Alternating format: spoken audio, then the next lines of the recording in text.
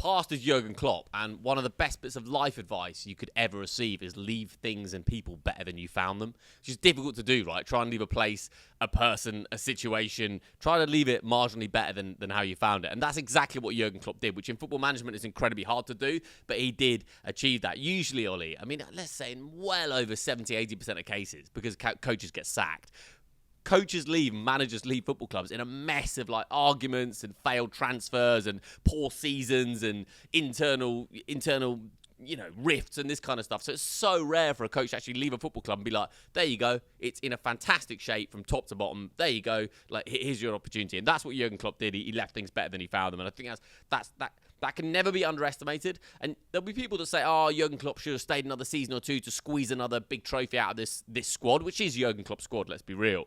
But he did something even more profound, probably, which is he just left it in this incredible shape, which just so rarely happens. So that's the past.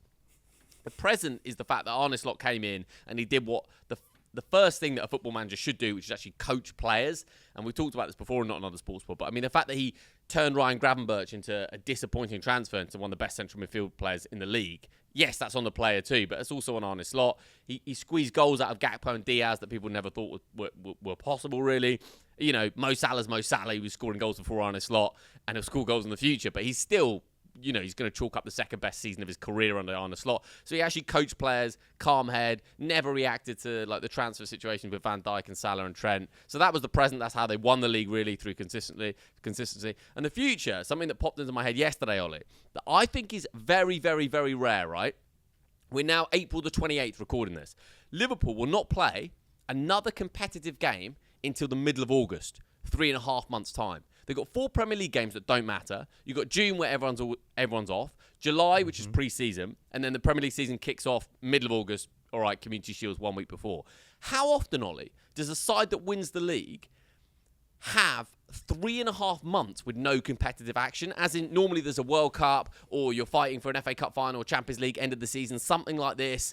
We've got the Club World Cup this summer. So it struck me that the likes of Virgil van Dijk, Mo Salah, you know, the players over 30 in that squad, and everyone, they now have a proper, genuine break. And I think that puts Liverpool in a fantastic position for next season. In the sense, Ollie, that Manchester City and Chelsea, they'll be fighting till the very end of the season in the top 5 scrap. Then they're off at the Club World Cup. Obviously, great to be in the Club World Cup, but that takes you out for June and maybe early July. So a lot of these clubs, and next summer, for example, you've got the African Cup of Nations next January. Then you've got the biggest World Cup ever in 2026. Like, these players are not going to have a break. No top player is going to have a break now for the next, over a year. But Liverpool players will do. And so I wonder for Arne Slot, you know, he'll go into the start of next season. Let's say Trent goes, he's kept everyone else, brings in 1 or 2. And I think they'll be joint favourites, if not favourites, to win the league next season. So I think it's very rare to get essentially 3.5 months off. Next 4 Premier League games, Arne Slot, if he wants, you know, he can bring in some of the youth players, give players some minutes, try and raise the transfer fee of maybe 1 or 2 that he's going to sell, Harvey Elliott, etc. So yeah, that's my past, present and future. But what can you say? Liverpool 20 league titles and champions. Yeah, and the respite is really important, but you've also got Arne Slot now has got 3 months to analyse and work out, A, who are the pieces to bring in, and B, how to bring the correct pieces in over the next summer of the transfer window. And he's still got games that he can give a bit of extra game time to some fringe players, periphery players, maybe try something a little different in the last few weeks of this season. It's a great piece of time to have, not just as a footballer but as a manager as well. And the fact he's sat now on a Premier League title, Arne Slot knows there's zero pressure on his job. He's not going into a summer thinking, well, am I going to be here, where am I going to be, etc.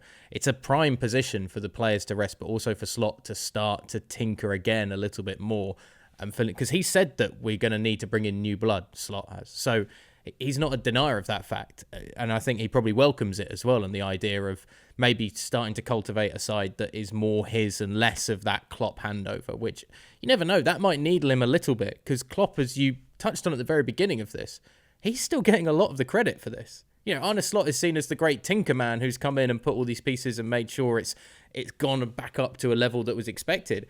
But there's still a lot of people going, this is, you know, Klopp's foundation. This is Klopp's but Arne Slot basically thanked Klopp on the pitch at Anfield yesterday. So, yeah, I do take your point. Maybe deep down there's something like that. But there's got to be a little bit.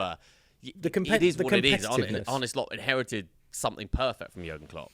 The competitive nature of football managers, and maybe it's different with obviously managers on the continent and between manager to manager, but I think in general the competitive nature of managers is the idea of like you want to do something yourself, and I don't take any credit away from Arne Slot at all for this, because who knows what Jurgen Klopp would have done with this same group of players and whether they'd have been able to fight for a title or not. And there'll be people that will bring up the caveat of City's collapse this year and all that kind of stuff. And none of that I see as an asterisk at all against what Arne Slot's done.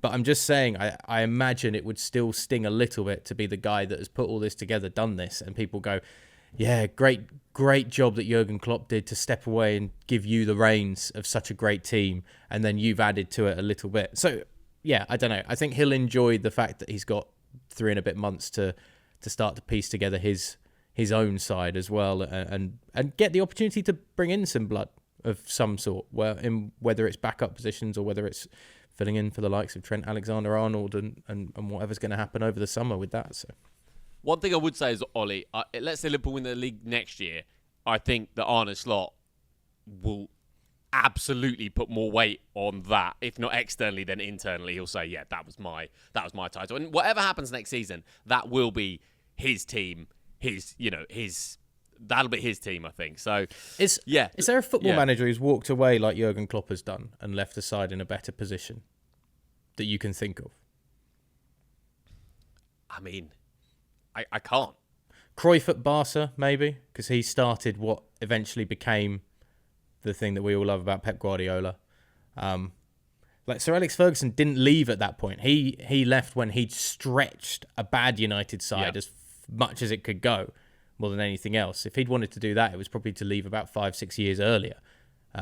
Would be the way to go. I'm struggling to think of other managers that have left when everything's been in place for somebody else to come in and succeed to a similar level. Mate, just so unbelievably brave. And I'm just thinking now, I mean, any coach that leaves one of the top clubs in Spain inevitably is pushed, because no one really resigns from like a Barcelona or Real Madrid today. Premier League is so volatile. Gosh, I mean, you know what? I don't know. I really don't know, yeah. Arsene Wenger at Arsenal left with a new stadium, I suppose. But if you look at the success post-Arsene Wenger, it's not like they've gone on and won loads of trophies. They've won way more under Wenger. So, mate, I don't know. That's really tough, yeah. Yeah, I don't think there is. I almost think that adds to the mystique of the Klopp Liverpool era, doesn't it? It adds even more gravitas to it of... Everyone will go, well, maybe Klopp could have carried on, but he didn't, and he fell on his sword for us and for a $2.5 billion paycheck from Red Bull. So, he for all the humanitarian and sacrificial lamb reasons, Jurgen Klopp decided to walk away for us. I mean, Red Bull, you can say what you want about Red Bull, Ollie. I don't think they're a human rights violation. Just a fucking energy drink there. You never know. But please sponsor us, Red Bull. I actually haven't had a Red Bull in ages, but when you do have a Red Bull, the only thing you can say after having half that drink is, bloody hell, I feel pretty energized. So like they've done exactly what they set out to do. I ain't slagging off Red Bull, the Red Bull empire. I tell you that, Wilson. Right, before we talk about the FA Cup, let's talk about the FA Cup now.